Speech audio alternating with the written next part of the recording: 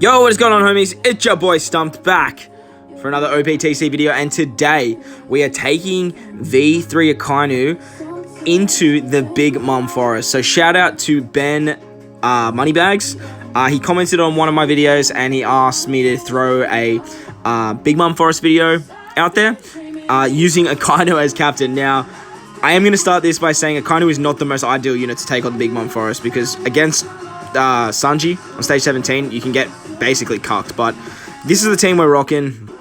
We've got Akainu, Vivi Becca, the Clash Pika, 6+ Corazon, and V3 Aokiji. So Akainu just does ridiculous amounts of damage. Like, having two of them at 4.5 and the amount of matching orbs you get is ridiculous. As you guys just saw, we just blitzed our way through Oven with his damage reduction. So on stage 12, we have Brook. Now, Brook gives us a full board of recovery orbs with Akainu is matching. Look how much health we have with Akainu too. 89,000, Jesus.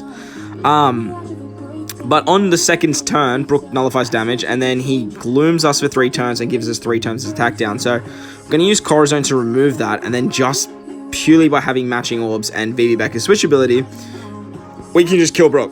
That's how strong Akainu is. Like, he's that strong. It's crazy. Crazy. But normal taps here will take down Brook, as the double 4.5 times captain is ridiculous. Akainu makes basically every orb matching besides blue and green.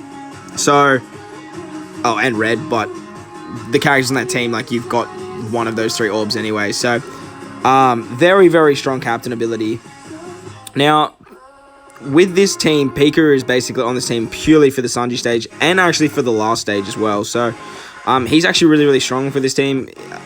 As for replacements, you could probably replace Kuzan, I guess, with any other orb booster, and yeah. Something to note on this team as well, probably very, very important, is you need to have max slot bind, or maybe at least level 3 or something like that, on your Akainus, as when we get to the end, we need that slot blind removal. On stage 14, we have Brûlé, and then the 3 other rabbit train crocodile person. So Brûlé can prove a little bit tricky in the back, as she has a counter mechanic. So we want to make sure we kill those 3 and then just sort of stall out on the crocodile, or the alligator, whatever you want to call him. Make sure you don't do too much damage on him. Don't let him take a knee, because he will start just doing like huge chunks of damage. But can just use our switch abilities with Vivi Becca to get heal back and slowly take him down over the 5 turns. That way we can sort of stall out for our Corazon special. We can get back our Akainu special. It's just a really good stage to sort of just stall out on. He doesn't do that much damage, and he attacks every 2 turns, so we can get quite a bit of healing back with Vivi Becca. So this team did it actually fairly well, and did it fairly safe as well. Like I said, like with Akainu just doing so much damage and having so much HP, like he actually made it just seem like quite easy in the end. But obviously this team is quite stacked. 6+ Corazon is limit break key. Vivi Becca is limit break key. The Kuzan V3 is rainbowed. Akainu is rainbowed. Besides the free-to-play Pika, like, this team is... It's not really a sort of like how-to video. It's more of just like a showcase, I guess. Stage 15, we have Cracker. He's going to special blind us for 5 turns. And attack us every single turn. He does decent damage, but like with Akainu's HP pool, like it just doesn't seem like we're taking that much damage. But we do want to stall out to get rid of the special bind. So when we do kill Cracker and he summons his Biscuit Warriors, we can remove the defense up with Vivi Becca. As for supports on this team, like, you can kind of sort of chuck on anything you like. There's nothing really there that's super, super important. I just basically got stat boosters on everyone.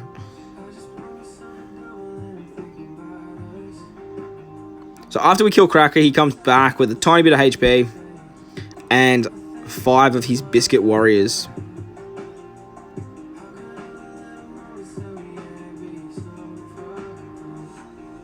Now, the Biscuit Warriors have quite high defense, so that's why we wanted to stall out the special bind.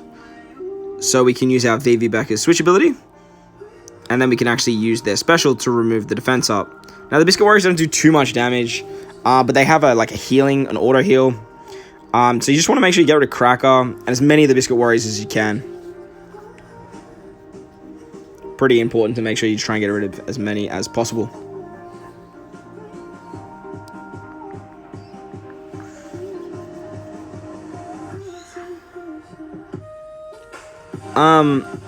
As for the ship on this team as well, I was running the Moby Dick just for that extra HP, but you could run the Crow ship as well, being a red, blue, and green team. That will also work, as Akainu is basically just a better Lucy.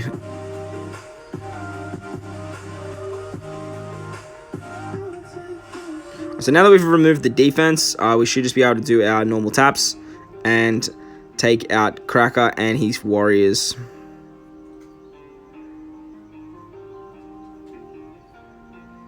So we managed to kill all of them except for one. As you can see, they don't do too much damage, so you can actually sort of stall a little bit on this stage if you need to. But Akainu's just got so much damage that we just don't need to stall. We only use Akainu's special every now and again. It's you probably could use them more often than I do, just to make it run a little bit quicker and safer.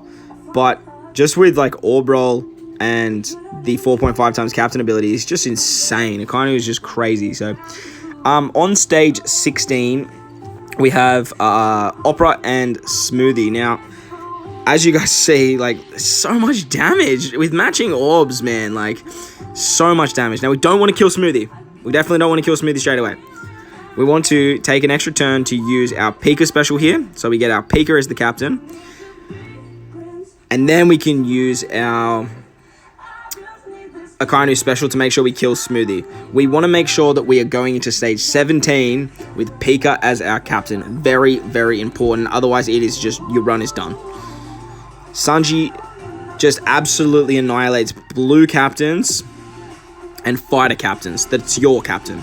So obviously Akainu being a fighter, he would get 50 turns of bind. Blue units get 50 turns of despair, which is kind of annoying.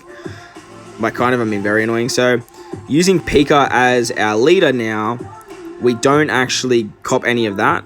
And Pika just nullifies pretty much all damage. Well, not all damage, but a lot of damage as captain. So bringing back Akainu as our leader, we can just, even without the greatest orb roll in the world, we can actually still just get through Sanji's HP pool without any issues using Vivi Becca's switch ability each turn. Boom. Now, you could probably use an Akainu special there, if need be, because on this stage against Monday and Bobbins, we can actually just continuously stall with a little bit of RNG luck. Now, I get really, really, really bad luck on this stage. Now, Vivi Becca gets binded pretty much every single turn. But you guys will see what I mean when we get up to it. So, we're going to kill a Monday first. And then we're going to use Bobbins to just stall a little bit to get our Pika special back and to get our Akainu special back.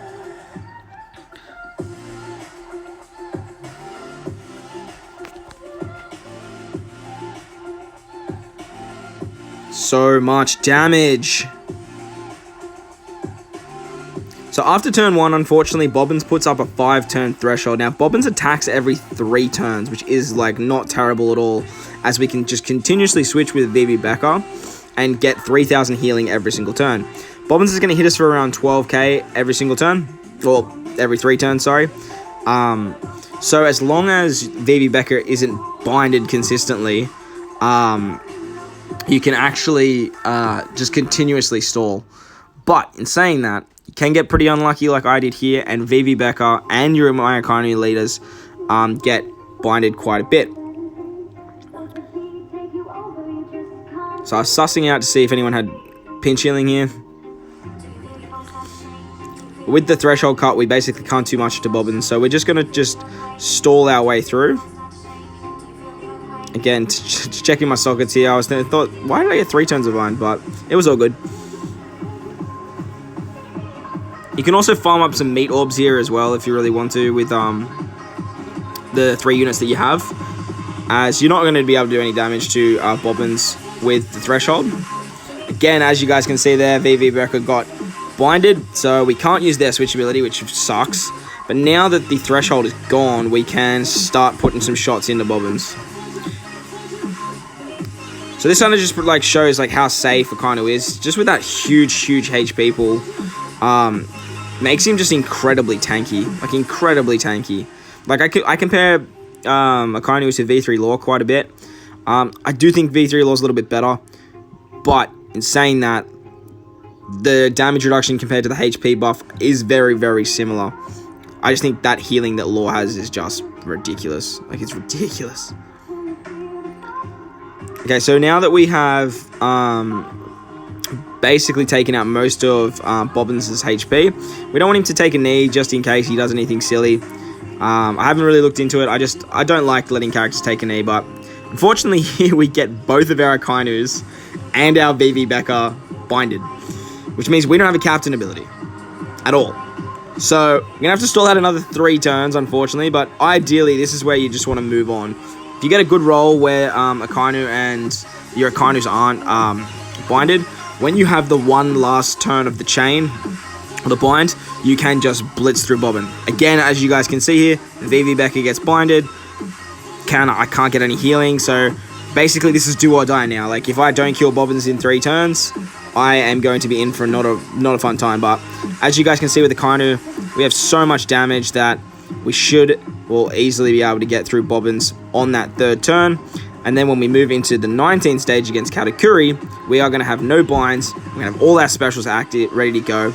And we should be able to take out our boy Katakuri with our Corazon special here to give us a heal back, as well as the attack down removal.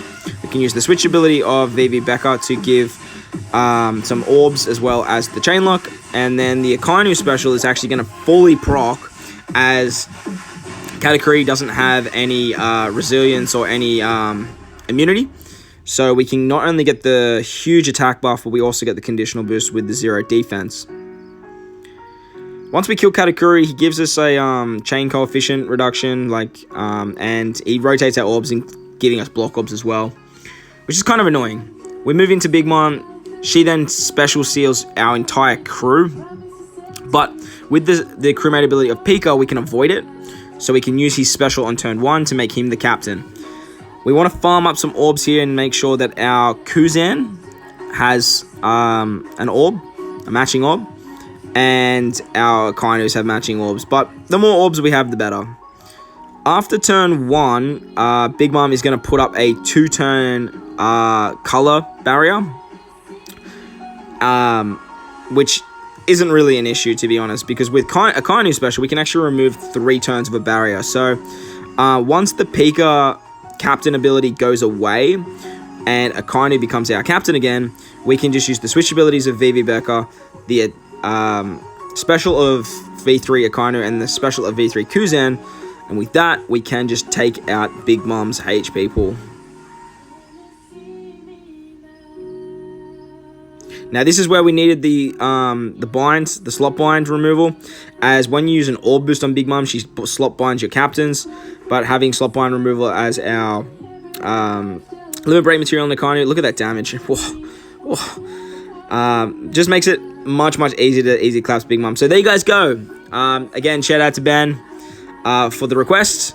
V3 Akainu taking on the Big Mom Forest and getting it done, even though he's not the most optimal unit. If you guys have Shanks Crew, just bring Shanks Crew. He does it just easy claps, like stupid easy claps. So I hope you guys enjoyed this one. If you did, make sure to hit the like button, and if you want to stay up to date with more OPTC content that I post, make sure to hit the big red subscribe button too. This is the team that we used today.